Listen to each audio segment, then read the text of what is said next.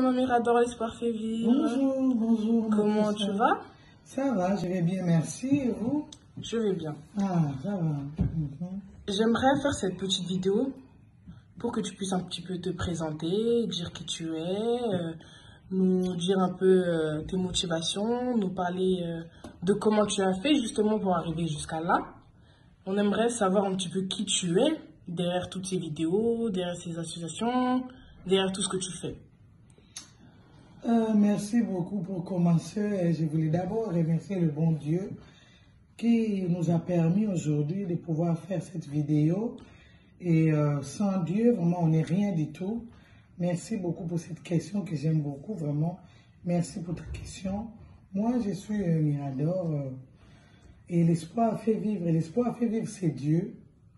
Parce que, comme on dit, il faut avoir la foi. Donc, pour moi, tous les jours, quand je dis l'espoir fait vivre, parce que quand on n'a pas Dieu, on ne peut pas voir l'espoir. L'espoir qui est la vie. C'est là que le nom de l'espoir fait vivre. Il est rentré même dans cette chaîne, même dans l'association, dans la vie. Je suis une mère, j'ai plusieurs enfants et j'ai plusieurs activités au niveau professionnel, même au niveau, voilà, au niveau de la vie quotidienne. J'ai beaucoup trop de responsabilités qui fait que parfois je passe vraiment beaucoup de temps de faire des vidéos ou de parler de mon association. Mais je sais qu'avec la grâce de Dieu, il y aura toujours le temps pour pouvoir mettre chaque puzzle à sa place. Voilà. Ok, merci beaucoup pour ta réponse. J'ai d'autres questions pour toi. Oui. J'aimerais savoir un petit peu comment tu as débuté, où est venue l'idée de faire cette association, où est venue l'idée de créer une chaîne YouTube pour soutenir les orphelins, les gens qui n'ont pas beaucoup de moyens. On aimerait savoir aussi ça, c'est très intéressant.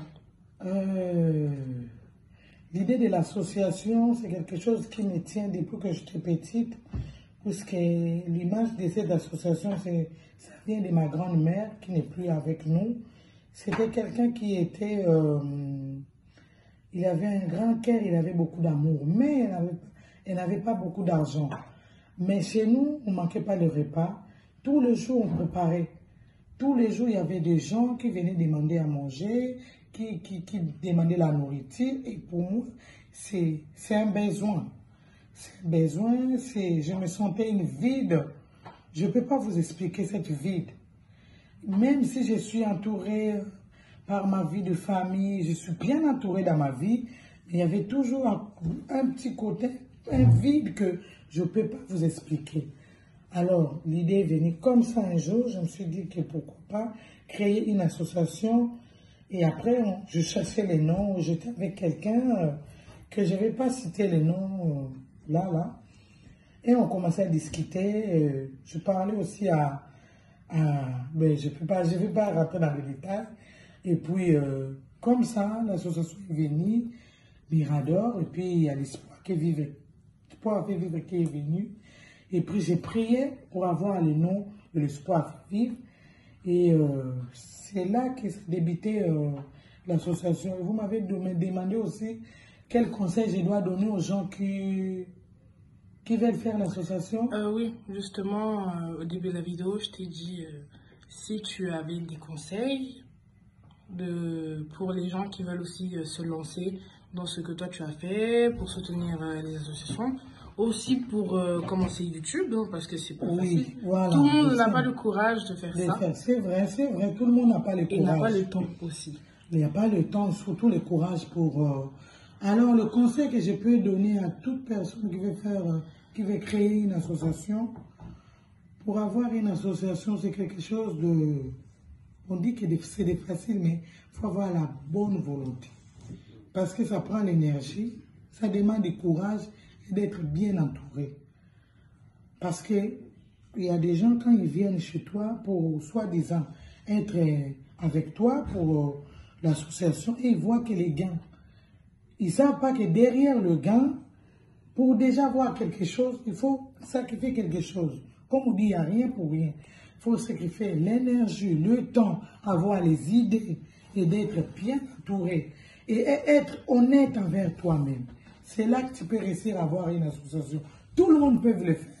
Tout le monde a le droit de le faire. De toute façon, les associations, tout le monde peut les faire.